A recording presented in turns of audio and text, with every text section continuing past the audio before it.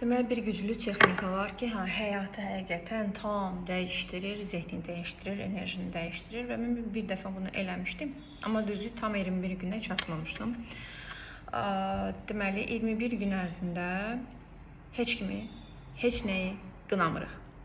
Amma bir şərtlə, yəni məsələn, indi bir şey tapacam, taxacam qoluma və əgər qınayırıqsa, mütləq şəkildə qolumuza taxdığımızı o biri qolumuza taxmalıyıq. Təzədən kimisə nəyisə özümüzü belə qınadıqsa, təzədən çıxardırıq, taxırıq o birisi qolumuza. Bu bir qolda 21 gün qalmalıdır. Əgər ki bu bir qolda 21 gün qala bildisə, demək ki bilin ki həyatınızı başqa səviyyəyə çıxartmısınız. Burada düzdür bir təhlükə də var ki, real gedişatı görmədən yalnız qınamamağa köklənmək yox. Fərqindəliklə